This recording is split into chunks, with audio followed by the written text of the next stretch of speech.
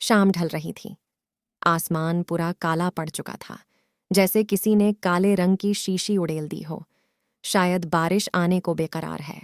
घिरा हुआ आसमान और ठंडी हवाएं चांदनी को बेहद पसंद थीं।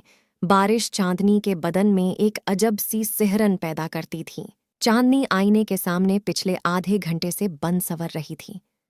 बनसवर क्या? सजने की रिहर्सल कर रही थी। 3 बार तो साड़ियां चेंज कर चुकी थीं। चांदनी को साज श्रृंगार का बहुत शौक था। आज उसे मिसिस कपूर की बेटी की शादी में जाना था। चांदनी कॉलेज की अध्यापक थी, मगर दिखती कॉलेज स्टूडेंट जैसी।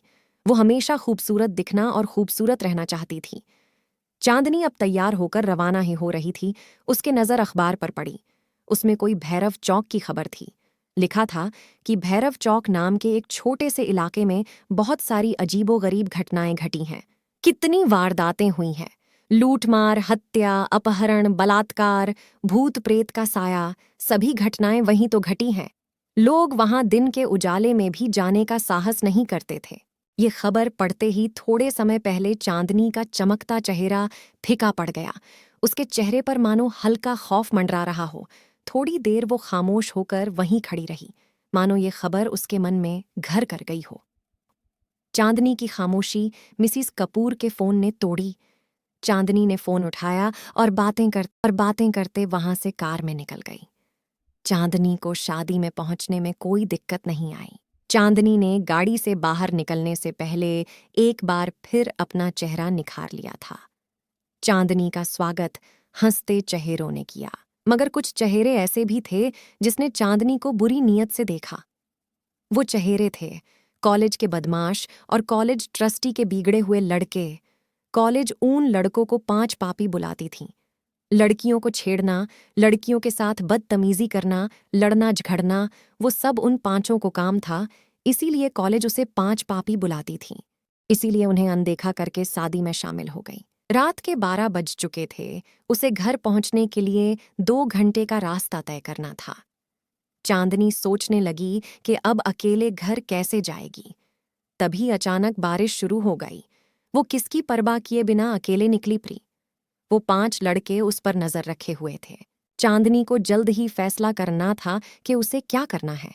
उसने आगे बढ़ने का फैसला किया। बारिश के वजह से रास्ते पर गाड़ियों की लंबी कतारें लगी थीं।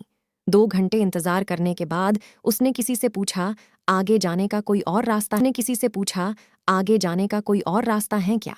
फिर उसे पास ही एक कच्चे रास्ते का पता चला। उसने वो रास्ते से जाने का फैसला किया।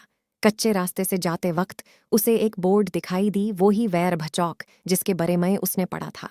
अजीब बात है कि चांदनी की कार वही बंद हो गई। चांदनी ने कार से बाहर देखा। चारों तरफ काली घनी अंधेरी रात थी। जुगनू के टिमटिमाते रोशनी के सिवाय और कुछ भी दिखाई नहीं दे रहा था। तभी उसे सामने कुछ दिखा। सामने से सफेद रंग की कुछ धुंधली धुंधली आकृति आ रही थी। चांदनी उसे देख दहेल गई और बदन में कपकपी होने लगी। सहेमी हुई चांदनी जोड़ जोड़ सांसें लेकर हल्की सी कंखियों से देख रही थी। तभी किसी ने गाड़ी के शीशे पर जोर से वार किया। चांदनी ने देखा कि वो गाड़ी के शीशा तोड़ने की कोशिश कर रहे थे। चांदनी और ज्यादा डर गई। किसी ने कार की दरवाजा खोल दिया। वो 3 लुटेरे थे। उन्होंने उसकी सारे गहने और पेशे लूट लिए। एक लुटेरे की चांदनी के ऊपर गलत नजर थी। उसने चांदनी के साथ बातामीजी करने की कोशिश की। चांदनी ने कहा, तुम सारे गहने और पायसा ले लो और मुझे छोड़ दो। तभी एक लुटेरे के ऊपर पीछे से किसी ने वार किया। चांदनी ने देखा वो 5 वही कॉलेज के स्टूडेंट थे जिसे वो पापी और गुंडा कहती थी। उन लोगों ने उसकी जान बचाई और सुरक्षित घर वापस छोड़ गए।